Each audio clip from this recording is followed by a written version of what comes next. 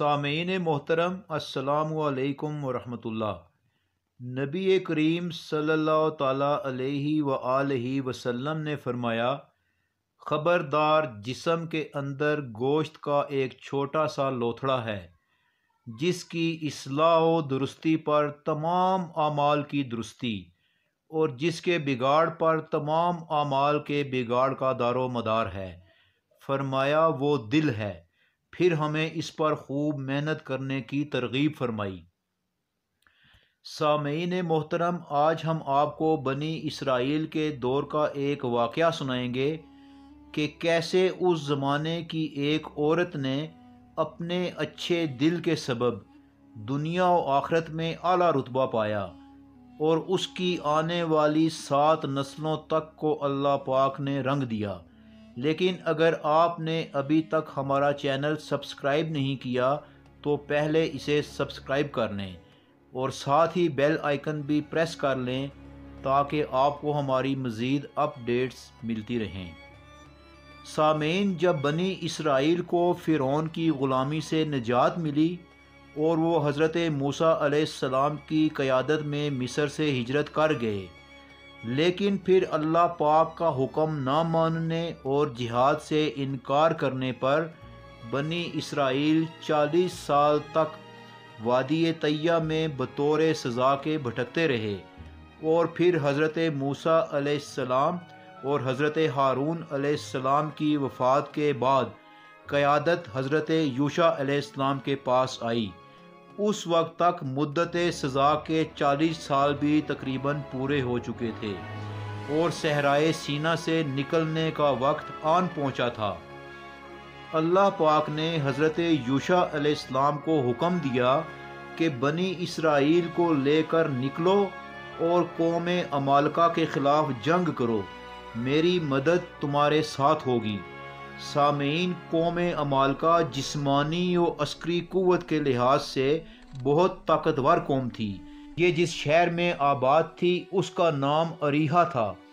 یہ انتہائی قدیم شہر آج بھی موجود ہے اور آج اس کا نام جریکو ہے۔ یہ شہر دریائے اردن کی مغربی سمت میں واقع ہے۔ انسانی تاریخ کا یہ وہ پہلا شہر تھا کہ جس کے گرد موٹی دیواریں یا فصیلیں بنا کر اس کو بیرونی حملہ آوروں سے محفوظ کیا گیا تھا۔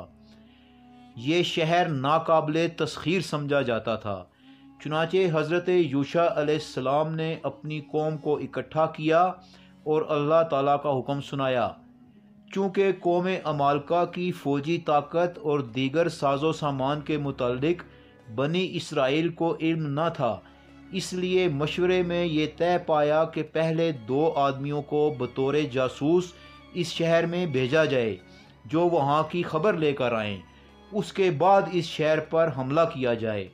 چنانچہ اس غرض سے حضرت یوشع علیہ السلام نے بنی اسرائیل کے 2 آدمیوں کو اس شہر میں بھیجا، لیکن انہیں اس بات کا شاید علم نہ تھا کہ اریحا شہر میں داخل ہونے والے اجنبی پر ان کی کڑی نظر ہوتی تھی۔ جب یہ دونوں شہر میں داخل ہوئے تو شہر کے حکمران کو اطلاع کر دی گئی۔ اس نے سپاہیوں کو حکم دیا کہ انہیں تلاش کرو اور گرفتار کر کے میرے پاس لے آؤ۔ سپاہی ان دونوں کی تلاش میں نکل گئے۔ ادھر شہر کی فصیل کے ساتھ ہی ایک طوائف عورت کا گھر ہوتا تھا۔ اس طوائف کا نام راہب تھا۔ راہب کو جسم فروشی کی وجہ سے اس کے شہر والے بڑی حقارت کی نگاہ سے دیکھتے تھے، لیکن راہب میں ایک صفت تھی، وہ دل کی بہت اچھی تھی۔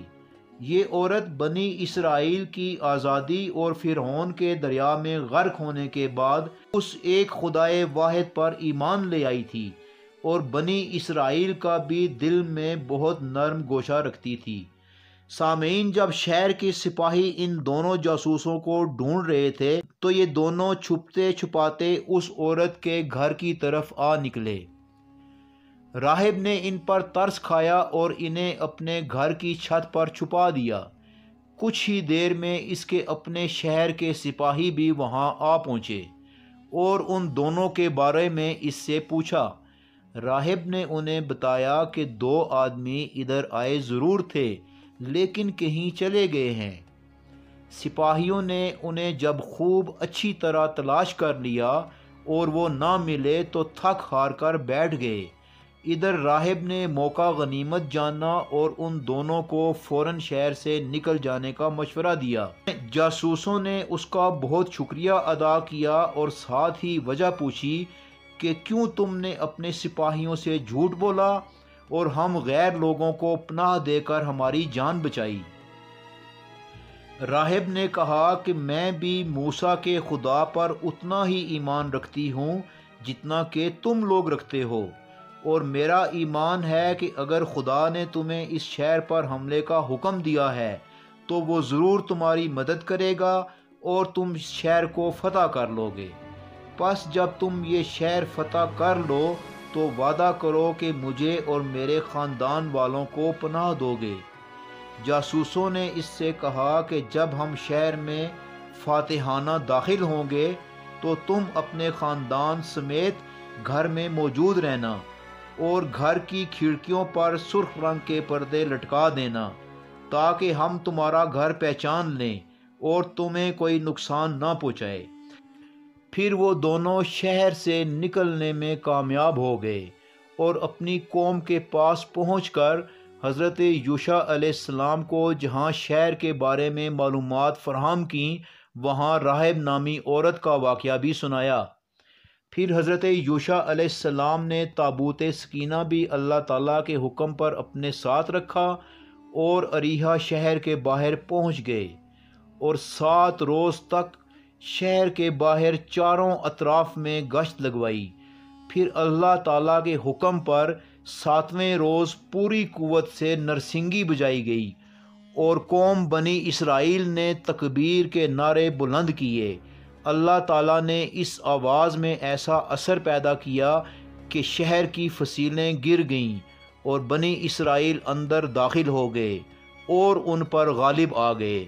شہر میں قتل و غارت گری تو ہوئی لیکن راہب اور اس کے خاندان والوں کو پناہ دے دی گئی۔ پھر بعد ازاں راہب نے بنی اسرائیل ہی کے ایک شخص سے شادی کر لی اور اپنی گزری ہوئی زندگی پر ندامت کے آنسو بہائے۔ پھر اس کے ہاں ایک بیٹا پیدا ہوا جس کا نام بوئس رکھا گیا۔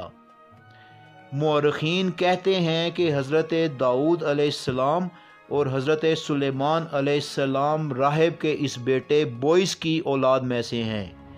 یوں اس عورت کی توبہ اور نیک دل ہونے کی وجہ سے اللہ تعالیٰ نے اسے دنیا میں بھی سرخرو کیا اور قیامت تک اس کا نام زندہ کر دیا۔ سامعین، آپ دیکھ رہے ہیں دستک ٹی وی کا پروگرام اچھا دل، جو اب اپنے اختتام کو پہنچتا ہے۔ انشاءاللہ بہت جلد ہم اپنے اگلے پروگرام کے ساتھ دوبارہ آپ کی خدمت میں حاضر ہوں گے۔ اس وقت تک کے لیے اجازت چاہیں گے۔ اللہ نگہبان۔